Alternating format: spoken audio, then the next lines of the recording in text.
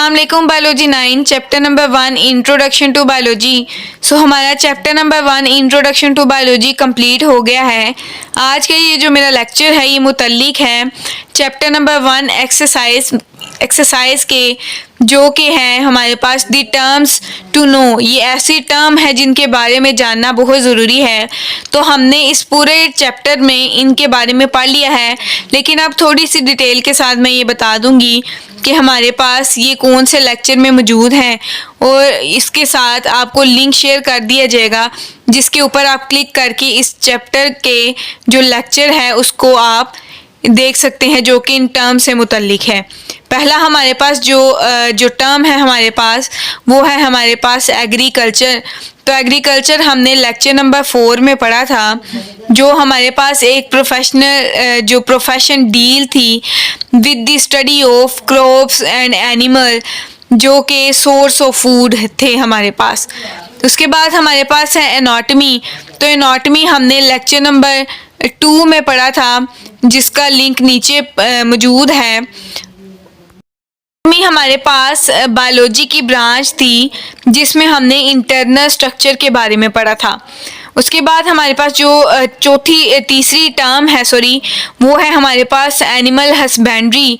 तो ये भी हमने लेक्चर नंबर 4 में पढ़ा था, जिस ब्रांच में हमने पढ़ा था it is the branch of agriculture concerned with the care and breeding of the domestic animal, जिसमें हमने केयर की थी डोमेस्टिक एनिमल्स की।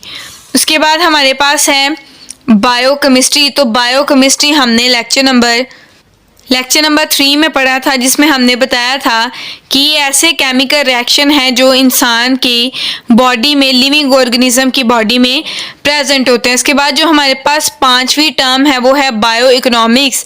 तो ये भी स्टडी हमारे पास लिविंग ऑर्गेनिज्म की थी, लेकिन ये इकोनॉमिकल पॉइंट ऑफ व्यू से की जाती थी, जिसके बारे में हमारे पास एक मुकम्मल लेक्चर में इसकी डिटेल प्रेजेंट है। उसके बाद है हमारे पास बायो एलिमेंट्स। तो बायो एलिमेंट्स हमारे पास लेक्चर नंबर 7 में इसकी पूरी डिटेल प्रेजेंट है कि ऐसे बायो एलिमेंट्स जो इंसान की लिविंग ऑर्गेनिज्म की बॉडी में पाए जाते हैं वो हमारे पास बायो एलिमेंट्स कहलाते हैं। इनकी मुख्तलिफ कॉन्सेंट्रेशन भी लेक्चर नंबर 7 में प्रेजेंट है। है हमारे पास बायोजियोग्राफी। तो बायोजियोग्राफी हमारे पास लेक्चर नंबर 3 में प्रेजेंट है। Bio means living, geography means region, areas, जो अर्थ है हमारे पास। तो ऐसी ब्रांच जिसमें हम वो वाले ऑर्गेनिज्म जो कि अर्थ पर रहते हैं उनके बारे में पढ़ते हैं, तो वो हमारे पास बायोजियोग्राफी कहलाती है, जो कि हमारे पास लेक्चर नंबर 3 में इसकी मुकम्मल डिटेल मौजूद है। उसके बाद है हमारे पास बायोलॉजी। तो बायोलॉजी का हमारे पास ये पहली ही डेफिनेशन है, ये हमारे पास लेक्चर नंबर 1 में मौजूद है, जो कि स्टडी ऑफ लाइफ है, लिविंग ऑर्गेनिज्म की। तो ये हमारे पास। उसके बाद है हमारे पास बायो मैथमेटिक्स। तो बायो मैथमेटिक्स हमारे पास लेक्चर नंबर 3 में मौजूद है, जो कि ऐसे बायोकेमिकल प्रोसेस जिसको हम कैलकुलेट करने के लिए, उन सारे जो प्रोसेस हैं उनको कैलकुलेट करने के लिए मैथमेटिक्स के टेक्निक्स एंड टूल का इस्तेमाल करते थे, तो वो हमारे पास बायो मैथमेटिक्स कहलाती है। उसके बाद है हमारे पास बायो मॉलिक्यूल। ऐसे मॉलिक्यूल जो इंसान की बॉडी में प्रेजेंट होते हैं, जो लिविंग ऑर्गेनिज्म की बॉडी में प्रेजेंट होते हैं और मुख्तलिफ वैरायटीज़ के होते हैं, वो हमारे पास बायो मॉलिक्यूल कहलाते हैं। इसकी डिटेल हमारे पास लेक्चर नंबर 7 पार्ट 2 में प्रेजेंट है, जो एक मुकम्मल हमारे पास बायो मॉलिक्यूल पर मुश्तमिल है। उसके बाद है हमारे पास बायोफिज़िक्स, जो कि हमारे पास लेक्चर नंबर 3 में इसकी डिटेल प्रेजेंट है, मौजूद है।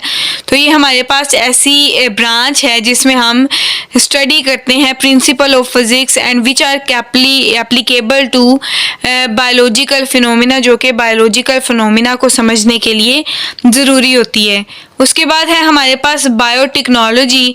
तो बायोटेक्नोलॉजी हमारे पास लेक्चर नंबर 4 पार्ट 2 में इसकी डिटेल प्रेजेंट है, जो कि ऐसी टेक्नोलॉजी है जिसको हम प्रैक्टिकली यूज़ करके इंसानी ज़रूरियात को पूरा करते हैं, इंसानी कामों को पूरा करते हैं। उसके बाद है बॉटनी।